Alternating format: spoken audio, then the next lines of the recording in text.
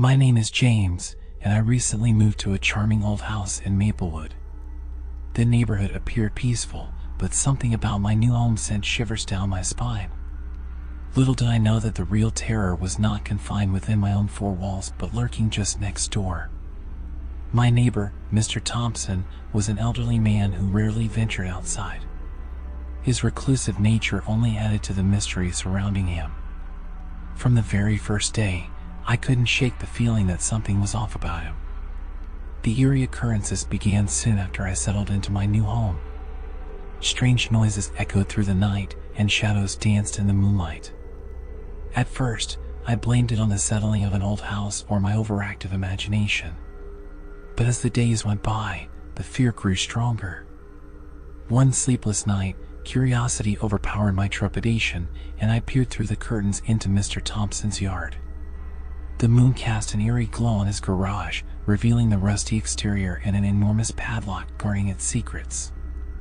I watched in horror as faint lights flickered inside the dimly lit space, accompanied by muffled whispers that sent chills down my spine. Determined to unravel the mystery, I decided to investigate further. As midnight approached, I stealthily made my way to Mr. Thompson's garage. My heart pounded in my chest as I tried to remain silent, unlocking the padlock with shaking hands. The creaking of the garage door was deafening in the silence of the night. Inside, a chilling sight awaited me. The walls were adorned with peculiar symbols and unsettling artifacts, like something straight out of a horror movie. The air was heavy with the scent of decay, and an inexplicable feeling of malevolence engulfed me. I could hardly believe my eyes as I witnessed Mr. Thompson performing unnerving rituals in the center of the garage. His eyes were vacant, devoid of emotion, as he chanted in a language I couldn't comprehend. The flickering candles cast grotesque shadows across the room, distorting reality. I stumbled back in terror, but my feet betrayed me, and I let out an unintentional gasp. The old man's gaze snapped towards me, and a sinister grin spread across his face. Panic washed over me as I fumbled for the garage door, desperate to escape this nightmare. From that night on, I lived in constant fear, haunted by the eerie events that unfolded next door. Sleep became elusive, and every creak and groan of my own house amplified the horror. I tried to convince myself it was all in my mind, but the nightmares and strange occurrences persisted. As days turned into weeks, I found myself researching the history of the neighborhood, hoping for answers to the inexplicable terror that consumed me. The truth I discovered sent a chill down my spine. A dark past plagued my new home and its surroundings.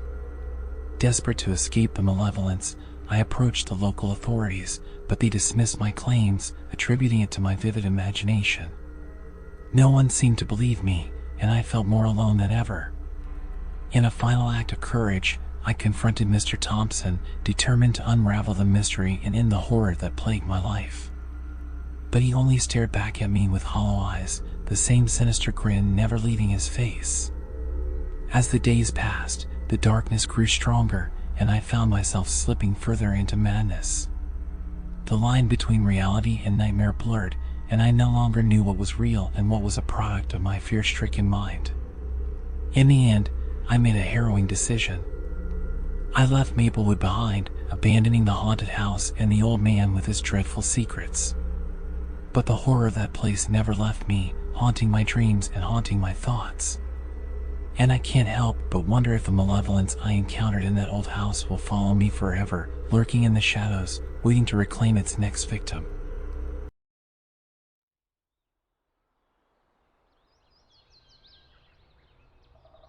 My name is Isaac, and I recently moved to a quaint house in the heart of Orlando. The neighborhood seemed peaceful during the day, but as the sun dipped below the horizon, a chilling atmosphere settled over the area.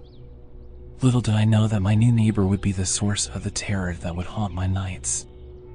At first, everything seemed normal. I would catch glimpses of the elderly man next door during the day, but it was at night when things took a disturbing turn. As the moon rose, I noticed the faint glow of a lamp coming from his balcony. There he stood, silhouetted against the darkness, watching me with a sinister intensity. Feeling unsettled, I tried to convince myself that it was merely a coincidence or an old man looking out for his new neighbor. But the way he stared made my skin crawl. His unwavering gaze seemed to pierce through me, and an eerie sense of being watched consumed me. As the nights passed, I couldn't shake the feeling of his presence. Some nights, he would be outside, smiling and observing not just me but the other houses in the neighborhood. It was as if he had an insatiable curiosity about everyone's lives, a sinister desire to know their deepest secrets. I tried to ignore it, convincing myself that he was harmless. However, the torment of his unwavering stare became too much to bear. Sleep eluded me, and every creak of the floorboards and rustle of the wind sent me into a state of heightened anxiety. One particularly eerie night, I decided to confront him. Gathering all my courage, I stepped outside and approached his house. The moon cast an ominous glow on the surroundings, adding to the eerie ambience of the moment. I knocked on his door, and a shiver ran down my spine as I waited for a response. The door opened with a creak, revealing the old man's haggard face. His eyes bore into mine, and a sinister smile tugged at the corners of his lips. My words caught in my throat as I struggled to address him, but he spoke first, his voice like a cold whisper in the night. "Welcome to the neighborhood, young man. I've been waiting for you," he said with an unsettling grin. Confused and unnerved, I managed to reply, "Thank you, sir. I noticed you watching me from your balcony at night. Is everything all right?" His smile widened, sending shivers down my spine. "Oh, I just like to observe my neighbors. There's so much to learn about people in the stillness of the night," he replied cryptically. Feeling uneasy, I bid him good night and returned to my house. But his words lingered in my mind, and I couldn't shake the feeling that there was something malevolent behind that smile. As the days turned into weeks, my fear intensified. The old man's watchful eyes seemed to be everywhere, and I couldn't escape the feeling of being hunted. I tried to avoid looking in his direction, but I knew he was always there, lurking in the shadows. One night, unable to bear the torment any longer, I decided to investigate further. I peered out of my window, and there he was, standing on his balcony, his gaze fixated on the houses below. A shiver ran down my spine as I noticed his eyes glinting in the moonlight, filled with a chilling intensity.